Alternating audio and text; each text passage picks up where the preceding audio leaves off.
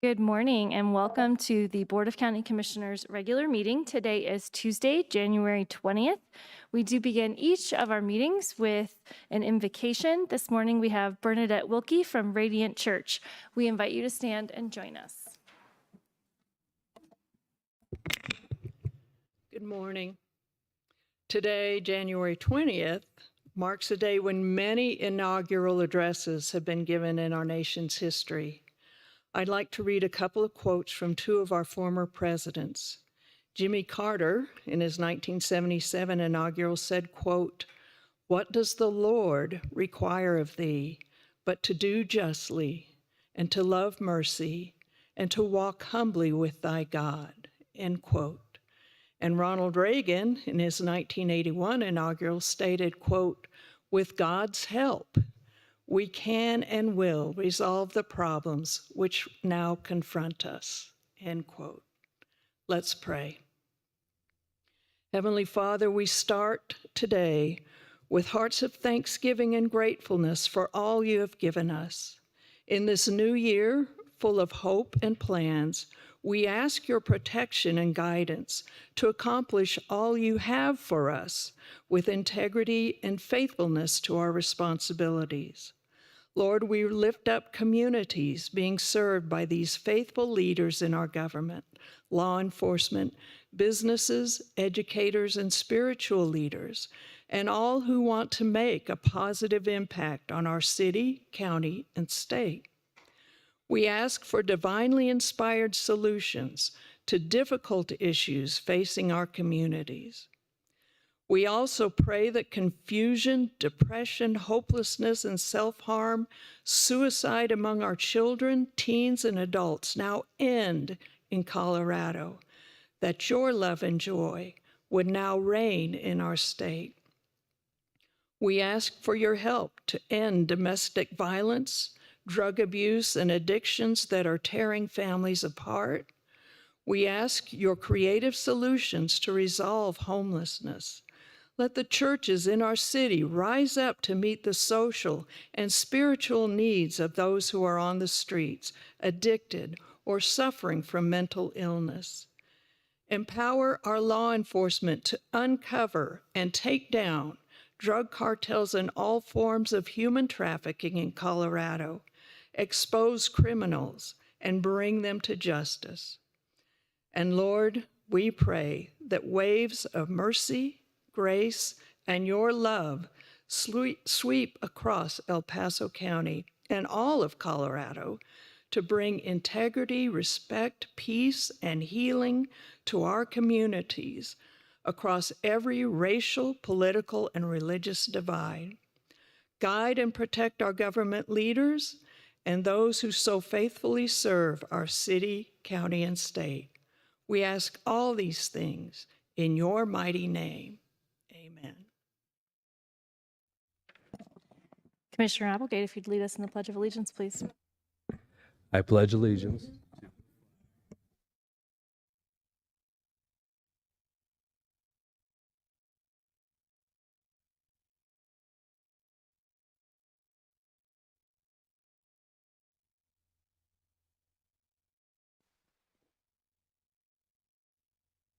Item 3.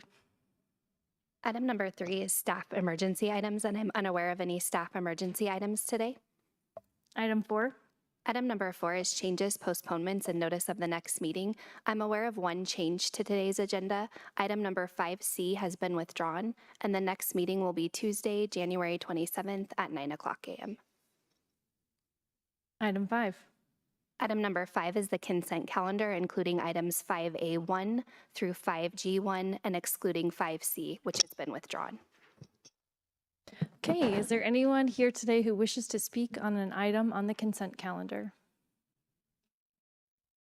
Okay, seeing none, we will bring it up here for any comments or motion on the consent calendar.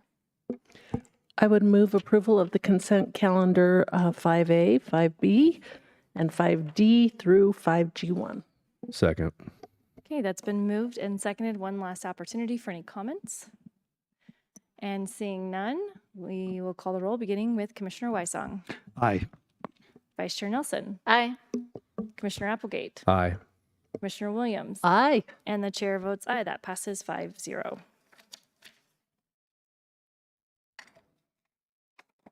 Item 6.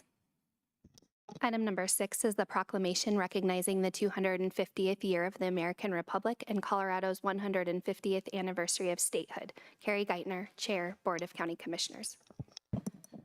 Commissioners, I would move the approval of the proclamation recognizing the 250th year of the American Republic and Colorado's 150th anniversary of statehood.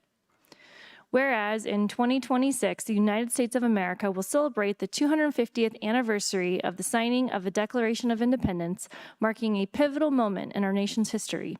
And whereas the state of Colorado will concurrently celebrate the 150th anniversary of its admission to the Union. And whereas these twin anniversaries present a rare opportunity to observe combined milestones, uniting Coloradans and Americans to reflect on foundational ideals, among them rugged individualism and commitment to liberty. And whereas the founding document of the United States, the Declaration of Independence, signed by the Second Continental Congress on July 4th, 1776, represents, along with the American Constitution, the most enduring structure of governance that guarantees individual rights and human freedom the world has ever known. And whereas, for 250 years and even longer, American patriots have been willing to stand up and put their lives on the line for American principles and all the benefits that come with them, from the freedom to exercise the religion of our individual choosing, to private ownership of property, to free market capitalism that drives innovation and a higher standard of living. And whereas many nation-states around the world have been in existence for millennia, America has been in existence for only 250 years and, in that very short period, rose from 13 colonies that dealt a crushing defeat to the most powerful military in the world to become the sole global superpower. And whereas during the American Revolution and the signing of the Declaration of Independence in 1776, the land that would become Colorado was geographically and culturally separate at the time and became a state a century later in 1876, earning its nickname the Centennial State for achieving statehood on the 100th anniversary of the Declaration of Independence, 15 years after El Paso County was officially established as one of the original 17 counties of the Colorado Territory. It took several attempts for Colorado's statehood petition to be approved, finally signed by Republican President Ulysses S. Grant. And whereas the 250th anniversary of America's founding and 150th anniversary of Colorado's statehood provides an opportunity to recognize the importance of honoring our rich history, celebrating our present, and inspiring future generations to build upon the foundations of freedom and community. Now, therefore, the Board of County Commissioners of El Paso County, Colorado hereby proclaims 2026 a year of commemoration for the United States semi-quincentennial and Colorado's sesquicentennial, calling upon all citizens of El Paso County to participate in local, statewide, and national events, explore historical sites, foster renewed appreciation for American history and civics, and engage in meaningful dialogue about our shared journey as we look forward to a more perfect union and a vibrant future for Colorado and America. Done this 20th day of January 2026 at Colorado Springs, Colorado. Signed the Board of County Commissioners of El Paso County, Colorado, Carrie Geithner, Chair, Lauren Nelson, Vice Chair, Corey Applegate, Holly Williams, and Bill Wysong, members, and attested to by Steve Schleicher, County Clerk and Recorder. Second. Okay, that's been moved and seconded, and we do have a very special treat today remotely, and so I will ask our folks in the booth if we can go ahead and proceed with that. Madam Chair, honorable commissioners, and citizens of El Paso County, it's my pleasure to join you today virtually for this important proclamation. As your representative in Congress, I often speak about national issues and federal responsibilities, but today I want to bring it home, right here to the soil and spirit of El Paso County. Today we stand on the precipice of a truly historic moment, America's 250th anniversary and Colorado's 150th anniversary of its acceptance into the Union. This joint commemoration I've come to know as sesquicentennial. I'm still working on saying that correctly. 2.5 centuries ago, a radical idea was born that people could govern themselves, endowed by their Creator with unalienable rights to life, liberty, and the pursuit of happiness. That idea, fragile at first, ignited a revolution and birthed a nation that has since become a beacon of hope and a testament to human perseverance. And as we also celebrate Colorado's 150th anniversary, I reflect on our state's wild beginnings and gaze forward to our boundless future. From the ancient lands of Ute tribes to the gold rush, from General Palmer's vision for Colorado Springs to today's innovation, our story is one of audacity and boundless determination. And as we approach these milestones, I pause to reflect on the remarkable journey of our American Republic, the challenges overcome, and the work that still needs to be done. I remember the courage of our founders who dared to dream of a nation founded on principles, not power. We honor the generations who have bled for and built this country. From the farms and factories to the battlefields, striving to make those founding ideals a reality for all. Yes, America and Colorado, for that matter, have had a roller coaster history. We have stumbled, we have erred, and we've struggled to live up to our highest ideals. But our story isn't one of perfection.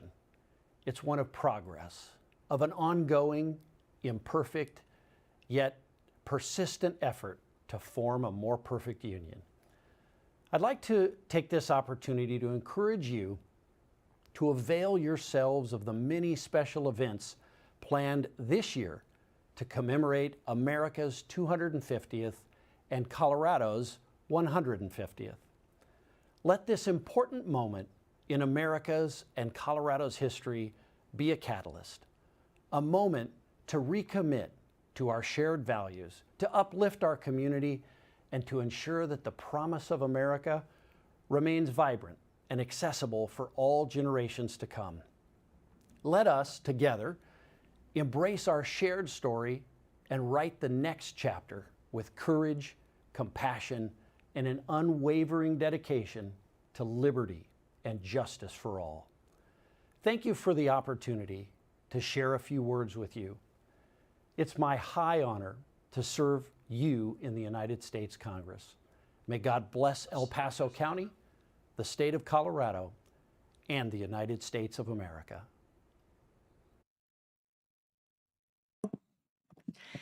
We really appreciate Congressman Crank taking the time to share those words with us. So thank you very much. We have also a second speaker this morning.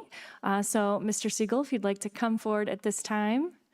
And I'll let you introduce yourself a bit, but I believe Mr. Siegel is not only the headmaster of Liberty Tree Academy, which is a Hillsdale College curriculum school, but is a former professor of history from Hillsdale College, so has a bit of historical significance to share with us this morning.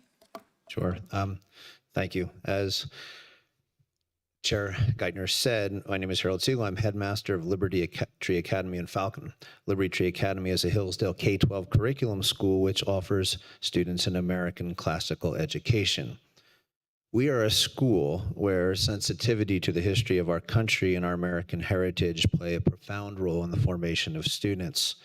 all of whom, as they did this morning, recite the preamble of the Constitution daily along with the Pledge of Allegiance. Our students follow the Hillsdale 1776 curriculum, which emphasizes what a remarkable achievement the American story is.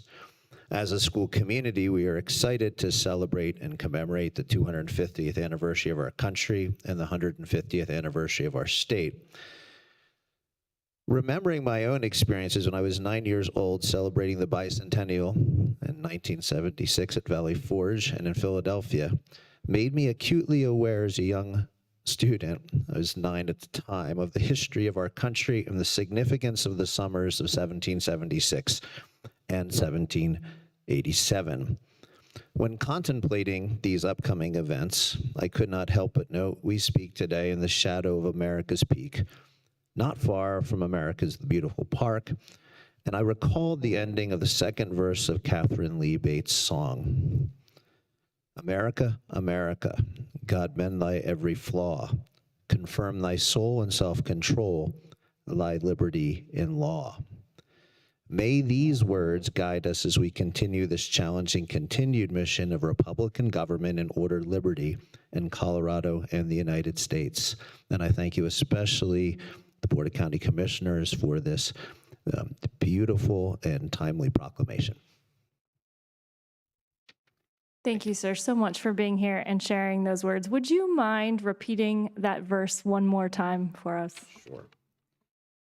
America, America, God mend thy every flaw, confirm thy soul in self-control, thy liberty in law. Thank you. Thank you. Thank you.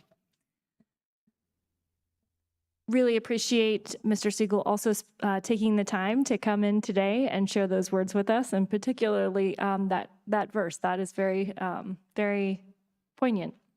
And now I'm going to bring it up here for comments from commissioners.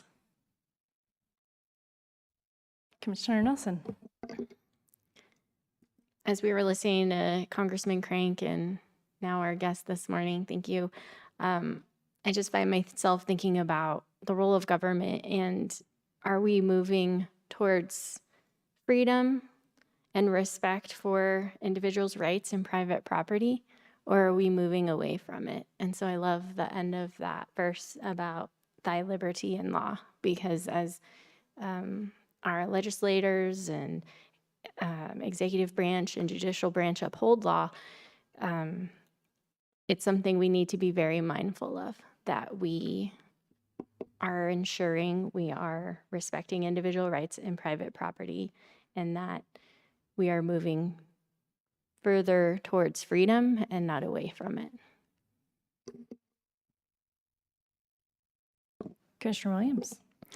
Well, yes, whether you can say sesquicentennial, which is 150 years, semi-quincentennial, which is 250, or sesquisemi-quincentennial, it doesn't matter. As long as you can say that you're aware that we've been around for 250 years in the United States of America. And I'm struck by how important that is. I guess I was around for the 200th, the bicentennial in 1976, and I was only 10 years old, and we were singing Which Way America. I was quite a musical child, and so, which was an interesting song at the time. And I could probably sing about a gazillion other patriotic songs, but primarily the 4 or 5 military-based songs are my favorites. And so I think it's really important to realize that this is a huge anniversary for our country. We've protected democracy for 250 years, and I sure hope we'll protect it for 350 years or 300 years. And I was just struck by, I was honored to attend a ceremony in December where my daughter-in-law became a citizen of the United States. And the American Legion brought out these small folded flags in a triangle, as if you get the big ones when your father passes away if he served, or your mother in the military. And they were just little small ones. And we went over to their house yesterday and she'd framed it And I was so touched by that. She's so proud to be a citizen of the United States. She's worked so hard for that.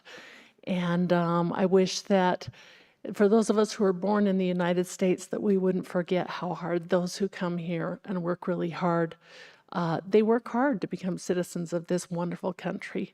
She's proud to be a U.S. citizen. She had to give up her citizenship in her home country. And but she's very, very proud to live here. And I'm so thankful for that. And I'm thankful that we're going to be doing a lot of celebrating this year. And I'm really proud of our nation. Thank you. Commissioner Applegate. Well, I'm going to say 250, 150, since I can't, I struggle, Commissioner White, I struggle with that. But man, I mean, we make 250 look good. We make 150 look good. So, and it's just amazing when you read the history books and you read about the Revolutionary War and how our grandfather's fathers, it was basically just a bunch of farmers out in the woods, and they beat back a world superpower and created the greatest nation the world's ever seen. So, and yes, I mean, we are the greatest thing. We are that city shining on a hill, like Reagan referred to. From the time I was a small child, I like the old patriot hymn, "My country 'tis of thee," because in the chorus he says, "From a mountainside let freedom ring," and that's something that we have that other nations don't see. As this republic, as we are protecting our democracy. We have something that other nations don't have. That's why people want to come here. That's why there's that desire, to be here, because we are the greatest the world's ever seen right now. Commissioner Weisong. Thank you, Madam Chair.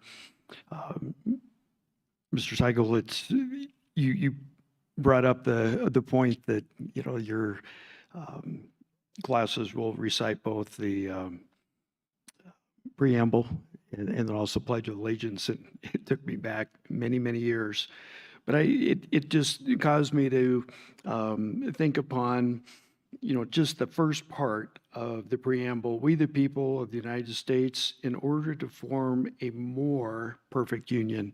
It doesn't say the perfect. The country is always learning, adapting, and we've got such a strong foundation that gives us the ability to be better. And that just kind of struck me that at 250 years, we have gotten better, but we're not perfect.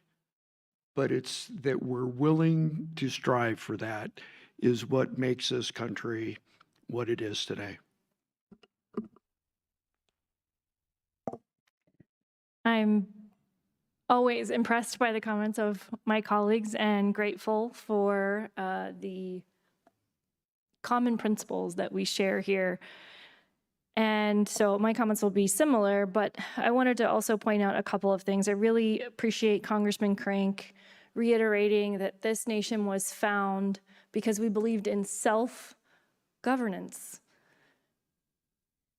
And I think that's really remarkable. Our founders also believed that this type of government and this self-governance would only work for a good and moral people. And I think that that is also incredible because it is indeed putting a lot of hope into citizens, which means we also have a great responsibility. I take that responsibility pretty seriously, as I know my colleagues do when it comes to how we view local governance here. Really appreciate Vice Chair Nelson talking about the freedom that we work to preserve. It's very tempting in this body to try to solve every problem, but that's not the role that we have, and it's not, I don't think, what our founders envisioned. We believe that people can solve their own problems. There's sometimes the role of government is necessary, and sometimes it shouldn't be. That doesn't mean that there aren't people who want to see more government at times, especially when it's convenient for them, maybe not when it turns out to be not in their favor. But it's something that we take very seriously here in this building. But I really appreciate the words of the second verse, because I actually have never heard those. Or maybe I have heard them in song, but certainly don't have them memorized like the first verse. But those words to me are really a great way of expressing what I was thinking about this morning as we began this proclamation. So I'm going to read them again. God, mend thy every flaw, confirm thy soul in self-control, thy liberty and law. And that really speaks to self-governance. And it also says, and I appreciate Commissioner Wysong pointing out, a more perfect union, because in my view as a Christian, this union will never be perfect. We are an imperfect people. We will strive for what is good and what is right, but we will always fall short. And it's important for me, and I think for many of us, to remember that we are an imperfect people. It's tempting with so many things going on in the national news today to wonder, can we survive another 250 years? But again, that reminder that we're going to continue to do the best that we can and we'll never be perfect. We won't be perfect next year, the year after. We weren't perfect in the beginning. And that is because we're all human, that this is a government of the people, and people are imperfect. It's also why we have a limited government, because people are imperfect. And so this is just, this is not a flaw of our government. It is a recognition of the human condition and the best way to govern here on earth that we are capable of. And so it's always very important, I think, for me to keep that perspective of what the government's role here is, and that it is not the highest power.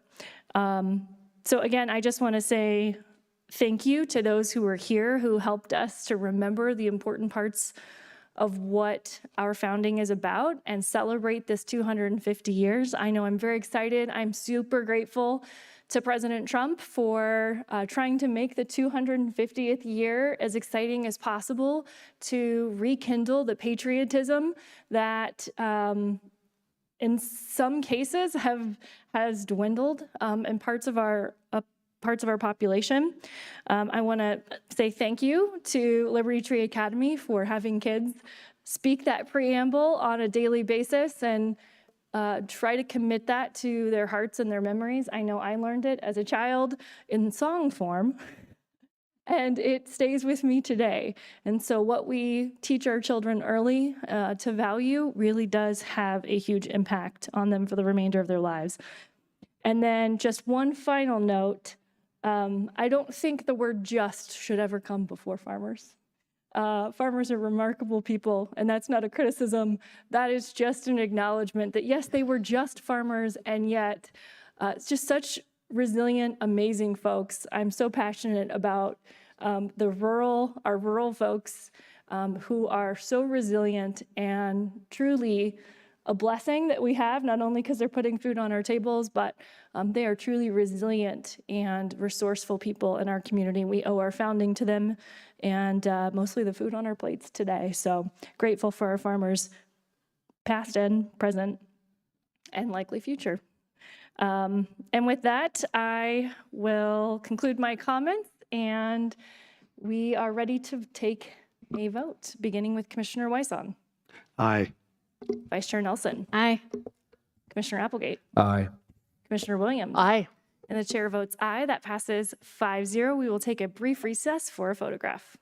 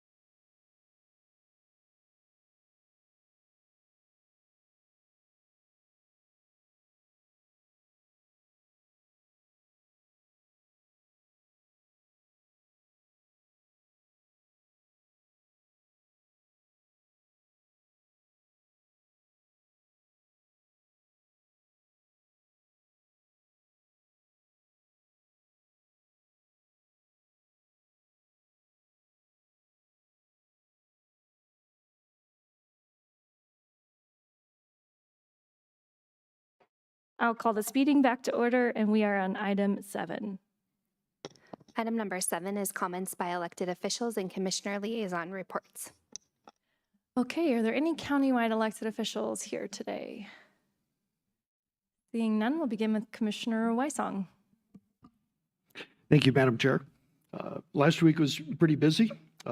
Tuesday at the Garden of the Gods Visitor Center, Governor Polis was awarding the Pikes Peak Outdoor Recreational Alliance $2.5 million. So that was a pretty good opportunity for that alliance to start moving and developing different activities in different areas of the Pikes Peak region. Wednesday had the Parks board meeting, and also for Teresa that we have the 250, the 150, and we also have the 50th of the Bear Creek Regional Park. So we can't forget that. And a PPACG meeting, and then in the late afternoon, early evening, annually, this was the 32nd time that the Colorado Wildland Fire Incident Management Academy has met, and for the last few years at UCCS. And it's really a phenomenal program where they bring wildland firefighters in from around the country and help them best practices. And as the technology improves, they adapt.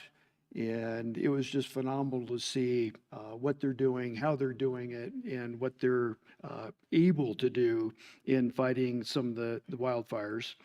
And we had our annual meeting last week for Fountain Creek Watershed District. This week is a little lighter. On Friday, we have the Fountain Creek Watershed District Summit. And that is going to be from 11:30 to 5:30 on Friday at the Pinery at the Hill. It's going to be a great program. And then Saturday, a follow-up with the Northern El Paso County Homeowners Associations as from a November meeting. So it's going to be a pretty good week, just talking about what we do with others at the county. Vice Chair Nelson.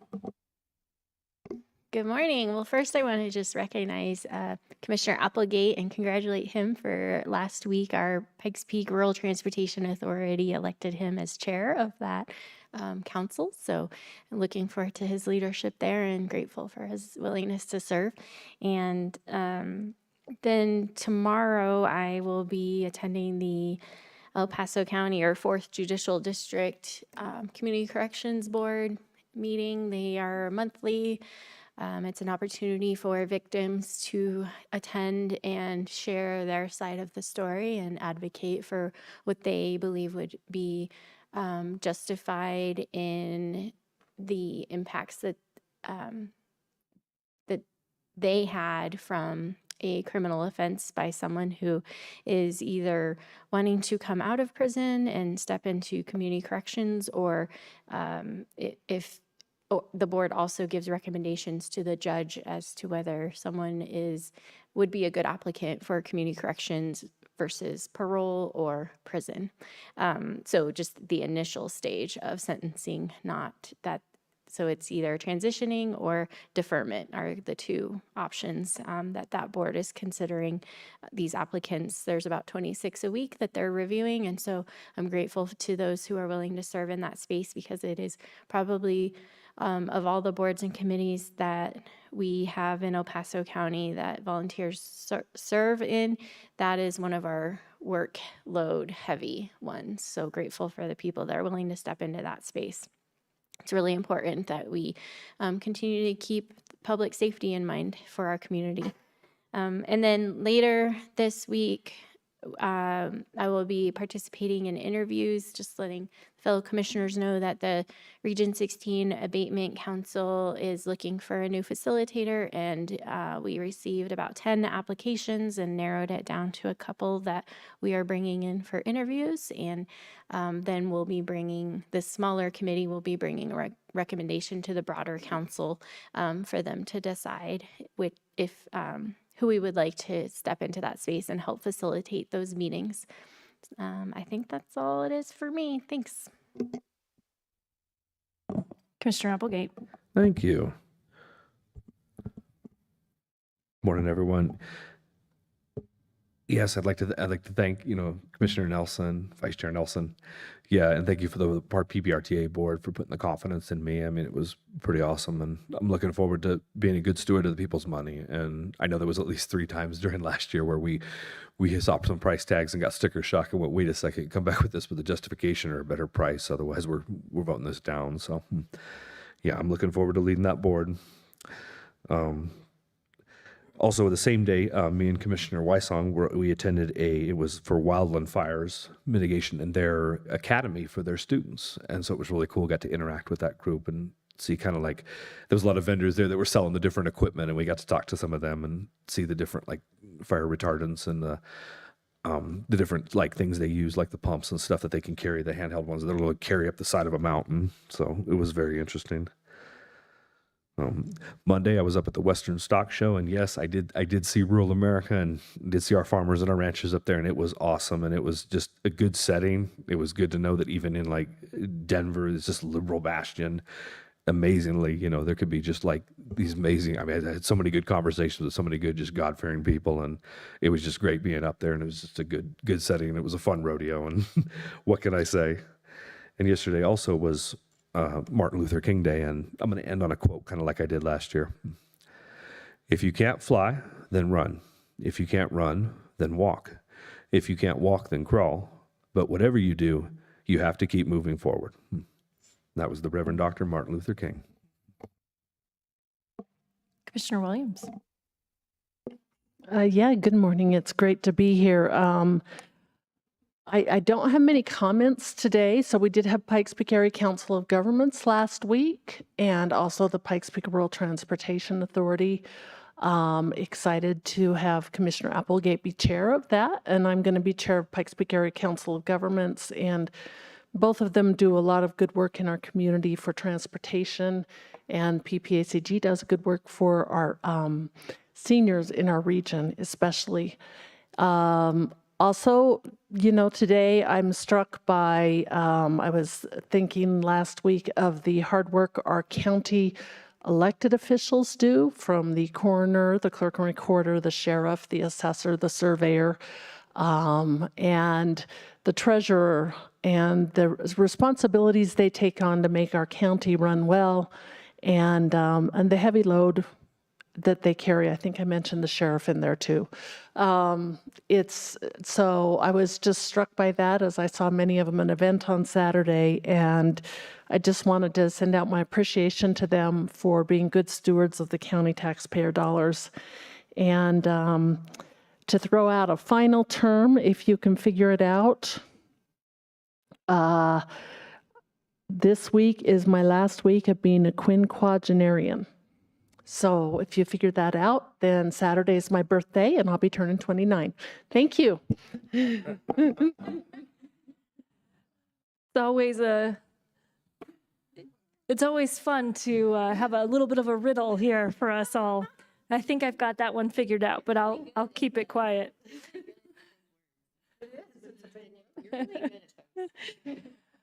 I am excited to this week have a couple of great constituent meetings and a meeting with some industry partners to talk about innovative workforce education. It's become, I think, something that's really important to our community, and I'm hearing about it more and more as a parent of a now 18-year-old. I am thinking about the future and the opportunities in front of our kids and our students, and it's clear that In many cases, technology is moving very quickly, and sometimes quicker than colleges can keep up with to educate kids on what is happening. And so I'm very excited to meet with some of those industry partners to have a conversation about the kind of internships and innovative ways that they are looking to help students learn on the job, so that they can get up to speed very quickly in some of these very fast-moving technology sectors. So it's an exciting meeting this week. I also have quite a few meetings related to our volunteer boards this week, and also a citizens outreach meeting on Monday. And then I just briefly want to touch on, I didn't want to focus too much on the negative during our proclamation today, but I have grave concerns about some of the things that are happening in our nation. And I am praying diligently that those things do not visit us here in El Paso County. But I think it's important to discuss those things. And so I want to just express my complete disbelief at the attack on a Minnesota church over the weekend. If you haven't seen it, you should go and educate yourself. But a group of anti-ICE protesters burst into a worship service and terrorized the congregation to the point where there are children who are noticeably upset, forcing those folks to leave and end their worship service. It is probably one of the most disgusting things that I have seen in our nation. And there are folks that are defending it. I am grateful, once again, to the Trump administration for taking it seriously. DOJ is looking into and investigating those violations because they are legal violations. People have a right to come together and worship without people bursting in and disrupting. Though protesters have a First Amendment right, that does not mean they have a right to trample on everyone else's rights while they do it. I am grateful that we have the administration that we do, and I am, again, disgusted by Governor Walz. I am disgusted by the mayor in Minnesota as well, who is encouraging people in this type of behavior. We have responsibilities as elected officials. We swear an oath to uphold the law. And this is the law. Our ICE officials are upholding the law. It is so concerning to me that we continue to hear justification for breaking the laws of this nation. And it reminded me, as we were listening to the words of America the Beautiful, our freedom comes from laws. Without our laws, people trample on each other's rights. That's what our laws exist to do. And so I am just grateful that we are here at 250 years, concerned about the things that are happening. I pray that they do not happen here in El Paso County, but we must be vigilant. I think it's time for all of us, all of our leaders, to condemn the law breaking. And I just encourage our citizens to consider that, even if you don't prefer the things that are happening, even if you are not someone who voted for the Trump administration, this is honoring democracy. He is our leader. He is enforcing our laws. I think you should speak up about things that you disagree with, but we must do so within the bounds of the law if our civilization is going to continue to exist. If we are attacking innocent people because we disagree with them and violating their rights and feel that we are justified in violating their rights because they disagree with us, we have lost the entire essence of what it means to be free. And with that, I will close my comments and we will move to item 8. Item number 8 is Community Service Organization Reports. 8A, Homefront Military Network Update. Kate Hatton, Executive Director, Homefront Military Network.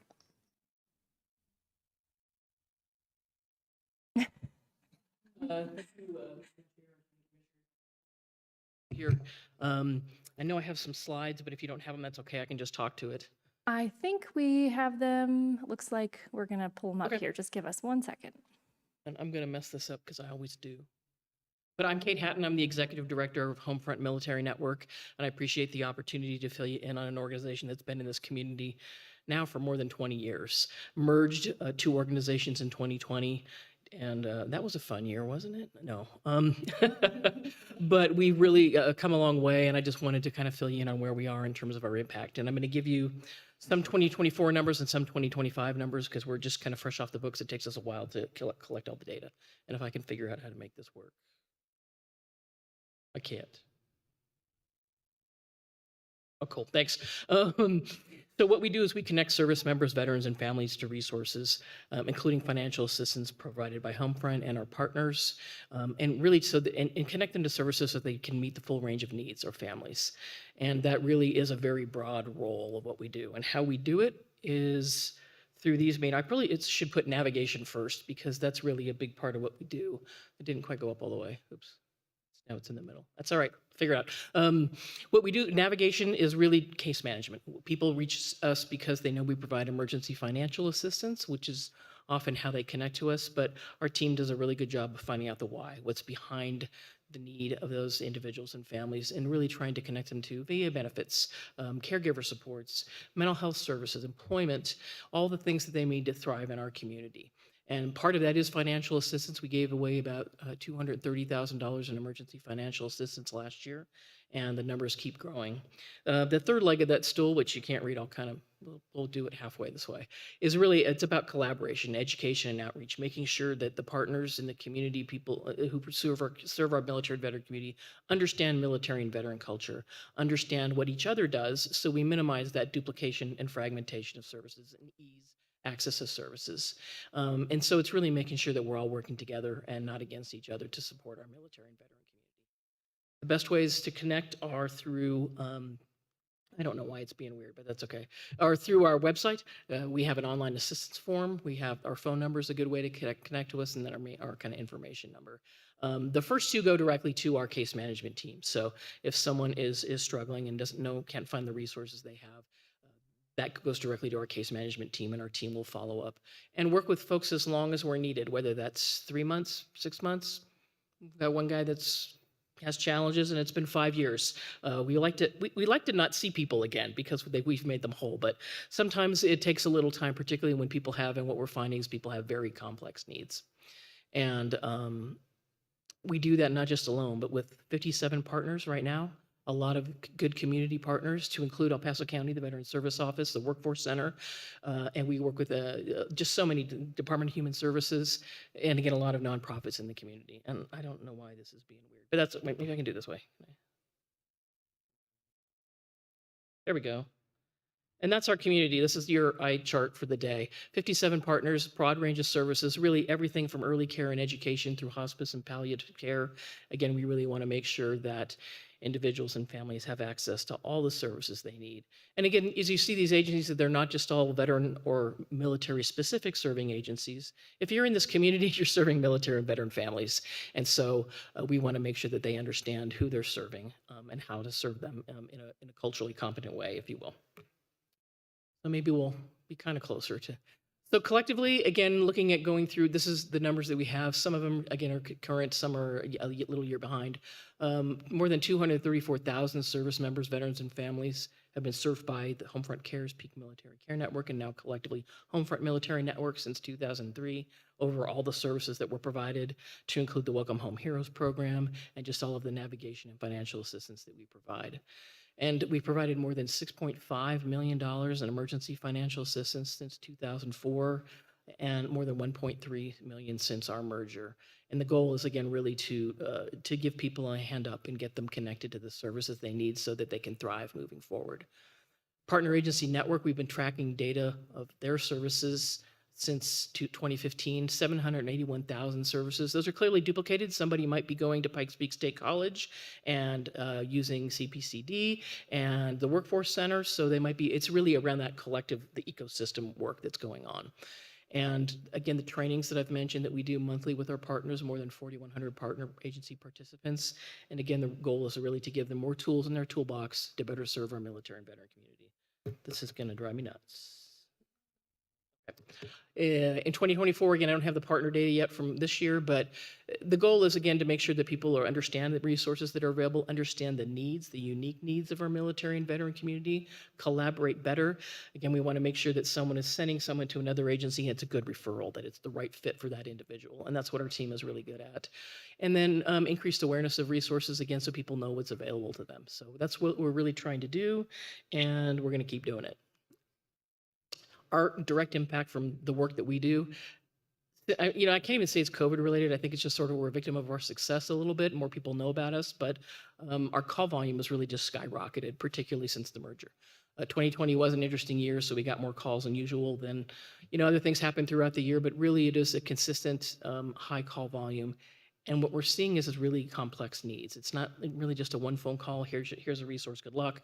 It really is trying to understand, and it takes, let's work with step one. Maybe it's, keep someone from becoming homeless. What else is beyond that? Again, getting them connected to benefits, helping with caregiver support or other needs. And so really our team sticks with people for a very long time. We make a lot of referrals to partner agencies, 5,800 last year. And really, the challenges are twofold. Again, more than 90% of our callers need that long-term navigation support, are really complex needs. And complicating that is I think about 85% are below 80% area median income. Again, that financial assistance piece is a challenge. We want to really make sure folks are whole moving forward. Some of those people are just the retirees, or they're disabled and they're on fixed incomes. Okay, thank you, because I'm incompetent at that. Thank you. You're fine. You're fine. But the goal is really to make sure that again, we're sticking with them, and we want to help them work. And it's not just about keeping them whole financially. We are kind of an upstream suicide prevention organization, but that we provide that kind of peace of mind, listening, hearing, looking at what's going on, and really trying to make sure that individuals have a place to go and feel connected to the community. So that really improves their overall health and well-being. And that's something that we're proud of as well, too, because we want to make sure people feel connected and are in a good place in this community. And then those are really the key ingredients of what we do. And I'll go ahead to the next slide. So people always ask how we're funded. And so generally that's kind of, how we're funded. And we haven't done our audit this year, so these are last year's numbers.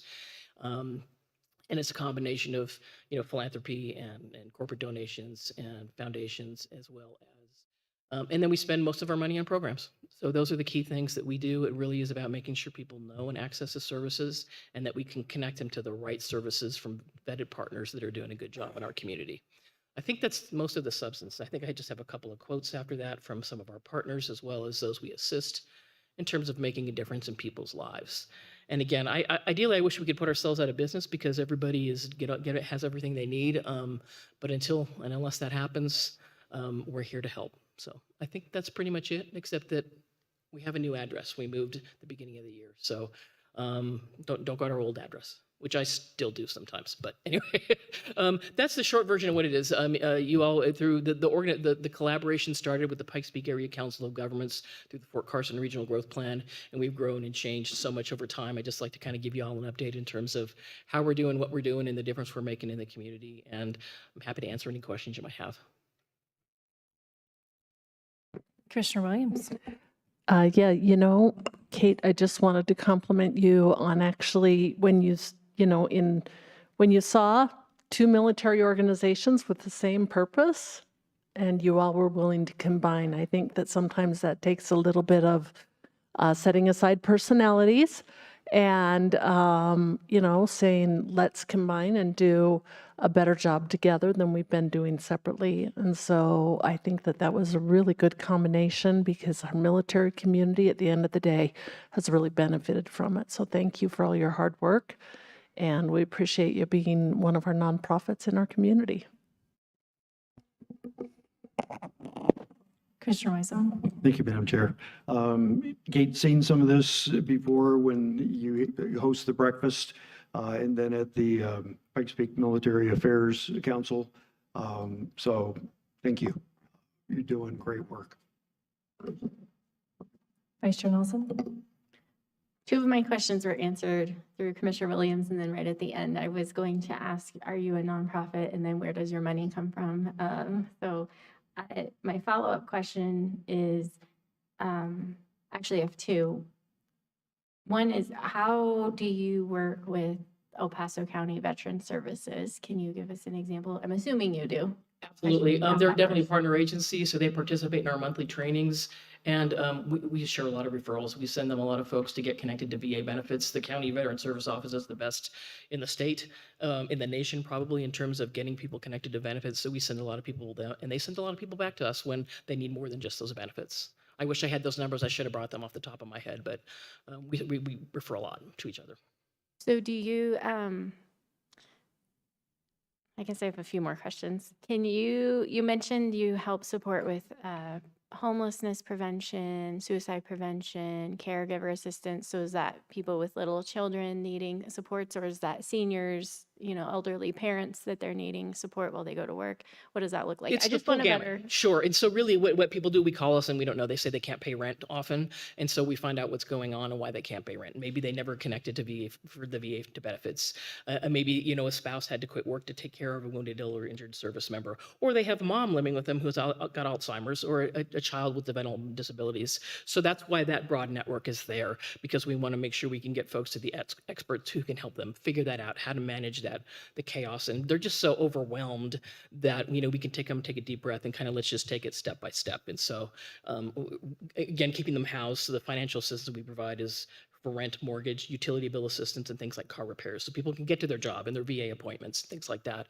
And then we work with the network to make sure our people are connected to those who are good at doing their job on that service area, on that particular service. Did that make sense? No, that's wonderful. Thank you for expanding on that a little bit. And I'm just thinking about, we in the county have a housing authority and financial assistance programs that for first-time home buyers, and sort of a revolving loan fund that people can access. And so I guess I'm just wondering what your process looks like as far as, do you have a board that's helping decide who gets to receive these funds, or is it you have specific criteria, and if someone falls in that bucket, then So yeah, we have the board sets kind of policy around some of those things. It's Colorado veterans or family members, and then some funders. We have, for example, the Colorado Department of Military and Veterans Affairs. We have direct financial assistance that we give out through them. They have certain criteria about how to define a veteran, or it can only go to a veteran. It can't go to an active duty service member, or things like that. So we cobble together a whole bunch of different pots of money, and then we work with other agencies. I forgot what the whole question was. It was kind of where does the criteria, and so really we're taking a look at, we have a case management team who really understands what those policy criteria are. And then they still go to the board, they have a case review committee who will review that. So once it's been vetted, and our team will kind of move them forward in terms of if they're a good fit. But we trust but verify. We look at bank statements, we look at DD 214s, we kind of look at the whole situation of, we make folks do a budget, we do financial coaching as well. So the goal is to really make sure that we don't want to pay somebody's rent one month and they're going to be evicted the next month because they don't have we want to get them their act together if there can't be. So yes, there are rules around that financial assistance, sometimes by grant and by policy as well. Thank you for sharing more detail. It sounds like an amazing program, and I think it's fantastic that you're in our community in El Paso County. We have so many military families, and the fact that you're here supporting is wonderful. And I love that you're a nonprofit filling this need and this space, and that it isn't that the government is having to step in and provide these services, but that it's through charity and people's own convictions that they have a heart for this area, that they want to support and provide that financial assistance to your organization, that you can then figure out who actually is in need. And so, wonderful model, it sounds like. Thank you for what you're There's a doing. huge economic impact. We connect folks to the workforce center. People increase their wages. They get wages that they didn't have before. They didn't get employed when they were unemployed, and that helps the tax base. And getting those veterans benefits also help the community as well from an economic standpoint. So it's kind of a win-win. Yeah, absolutely. Thank you for what you're doing. Yeah, thanks. Commissioner Applegate. Thank you, Kate, for the work you're doing. I caught you at quite a few meetings and quite a Yeah. few events last year, so you really do a good job of reaching the community and with the messaging and with with who you represent and everything. So I appreciate it. I appreciate the work you're doing. I appreciate the collaboration with all the different agencies. So thank you for that. I'll just add my thanks as well, and appreciate all the comments as usual. It's sometimes really nice to have newer commissioners on the board who ask questions with fresh eyes, because Ask some of away. us have been up here for a while, and it's really good to get that out there for the public too, who may be listening. So I really appreciate that, and I too just want to say thank you for the work that you're doing. You know, I've heard in the community, and I know that everyone's heart for veterans comes from a good place, but I have heard about some organizations recently who are really leaning towards less accountability, because that can make people uncomfortable sometimes, and that can be difficult. And so not asking for things like getting things together, or do you need long-term support and help planning? And I understand that comes from a place of caring, but also I think is not helping folks get to where they need to go if we're not asking questions about why they're in the situation they're in and how do we help you get out of it. So I really appreciate those questions, and that your organization continues to look at folks holistically, not just plugging the holes, and understanding, and especially in our military community, that we're always about accountability and figuring out how how we plan and how we get to a place where we are sustainable. And again, not just plugging those holes. It means that those dollars go a lot further, and you can help a lot more people become proud again of the lives that they're living if they are struggling. So thank you for all of your work in this space. I think we are all incredibly grateful. Appreciate that. And we do have to definitely vet those partner agencies. We want to make sure and they aren't trying to take advantage. So, Absolutely. thanks. Thank you so much Thanks for for being your here time. today. Appreciate it.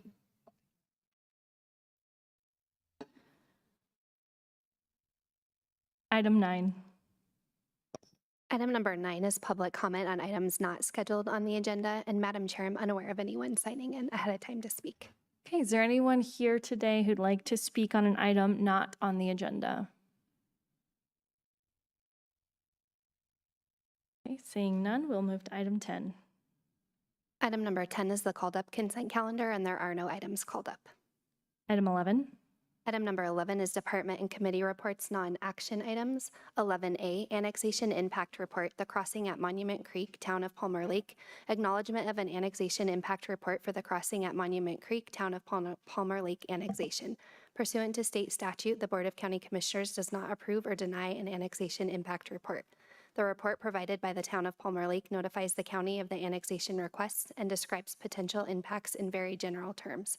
The property consists of 39.5 acres and is zoned RR 0.5 and RR 2.5 rural residential, and is proposed to be rezoned to the Town of Palmer Lake PD Plan Development zoning. The property is located south and west of Highway 105 between Red Rock Ranch Drive and Rockbrook Road.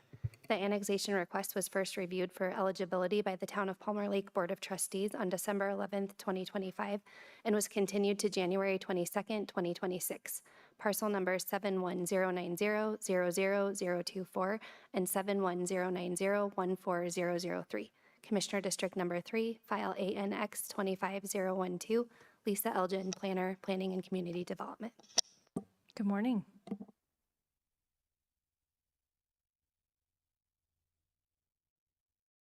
Projecting this. Can we get some assistance with a presentation? Can you see it on your screens?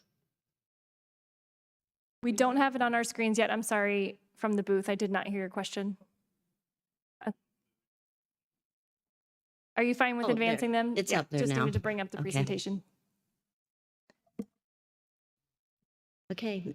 Good morning, Madam Chair, Commissioners. I'm Lisa Elgin from Planning and Community Development.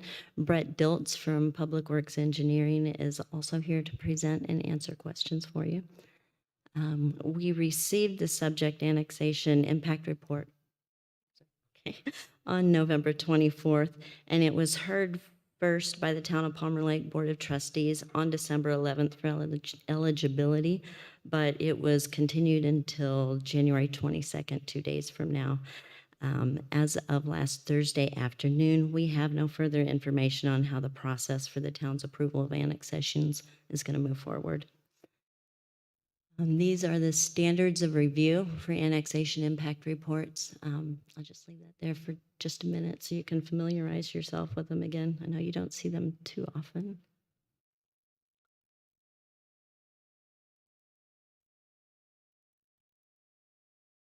The owner of the parcel is GTG Red Rock LLC, and their representative is NES Inc., who is the author of the Annexation Impact Report.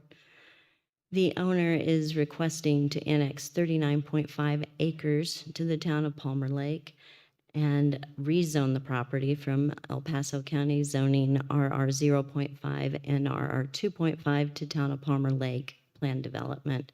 And they've provided a sketch plan for cluster development as part of their report. The dark blue area, you can see that is Monument Creek. That will be left untouched. The green areas are open space put in as part of the development, and the yellow areas are where the housing will be located, the development areas, of course, taking access from 2 different roads. The area, I should bring up, the area to the very south that is still in white, that is currently being reviewed by myself and our department as a final plat. And that will be 5 lots on just under 15 acres, and that will remain in the unincorporated El Paso County. And this is their annexation map. You can tell that area I just mentioned is taken out of that. There's also 2 little squares right down towards the southeast. Those are owned by Forest View Acres Water District, and those will also remain within the unincorporated El Paso County. The parcels are in the suburban residential place type, which primarily supports single-family detached homes, but also supported by single-family attached parks and open space and some commercial. We are in the, we're in the area of change minimal, change developed, which is, can be more intense infill with a mix of uses and a scale that can impact the character of the area. And it's also within the Tri-Lakes Key area, which is the most well-established community in the northern part of the county. It's in Water Region 2, which continues to project a surplus into 2060, but this development will be on municipal supply. So. And I will turn the time over to Mr. Diltz for transportation and drainage.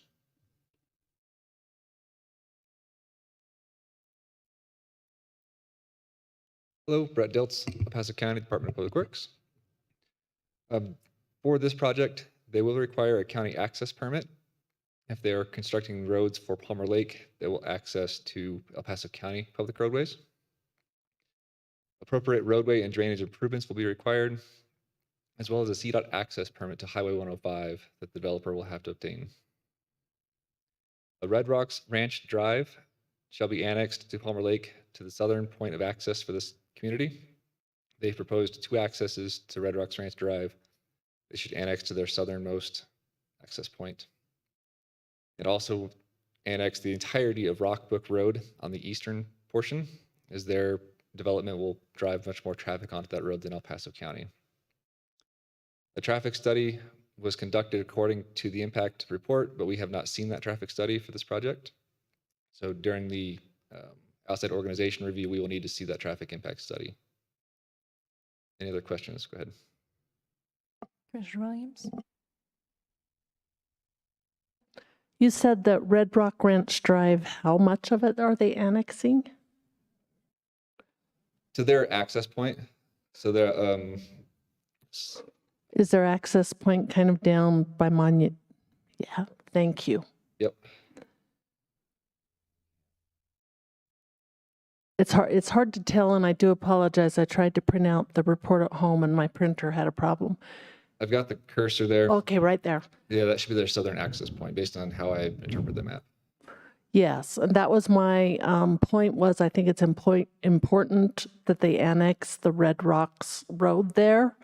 And also part of the Rock Creek that are going to be putting more cars on it. Because if they're going to put more cars on it, they need to take the road and fix the road. So I think that was just important, and I wanted to clarify they were doing that.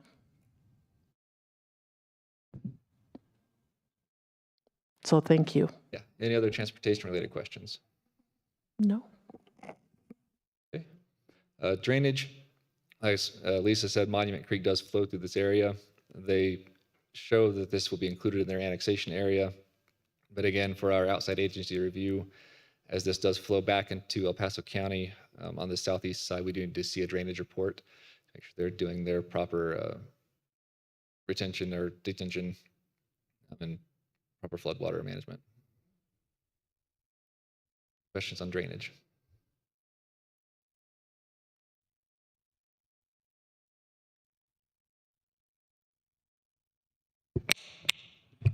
Okay, that is our presentation for this annexation impact report. Do you have any other questions, comments? Any questions at this time? Commissioner Applegate? My only one was, so I saw the proposed building area A, and it had the two points in and out. It's rezoned for, they're gonna rezone it for, is it half acre and 2.5 acre? Approximately how many houses are gonna put on that road? They have, they're going to, I have to say, they don't have an annexation agreement yet. And there's, Oh, okay. they are proposing they would be allowed up to 75 homes on the entire area if they get the PD zone district. And they are proposing up to 50 single-family attached. Oh, okay. Cool. Seems pretty cut and dried. Thank you. Okay, any other questions? All right, I see none. Thank you so much for the report. We will move to item 12. Item number 12 is the addendum, and there are no addendums today. Item 13. Item number 13 is the executive session. 13A, request for executive session pursuant to CRS 246402 4B and E for the purpose of holding a conference with the county attorney's office to receive legal advice on specific legal questions and determining positions relative to matters that may be subject to negotiations, developing strategy for negotiations, and instructing negotiators regarding 1, federal and state laws, regulations, and administration of the public assistance programs, including Colorado Child Care Assistance Program, temporary aid for needy families, related assistance programs, and resulting impacts to El Paso County and public assistance benefit recipients. And 2, pending litigation in the matter of the state of New York et al. Versus Administration for Children and Families et al. Filed under case number 26 CV 00172 in the United States District Court for the Southern District of New York and resulting impacts to El Paso County and public assistance benefit recipients. Kenneth Hodges, County Attorney. Okay, do we have a motion to go into executive session? So moved. Second. All right, moved and seconded, and I will call the roll. Commissioner Wysong, Aye. Vice Chair Nelson, Aye. Commissioner Applegate, Aye. Commissioner Williams. Aye. And the chair votes aye. That passes 5-0. We are in executive session.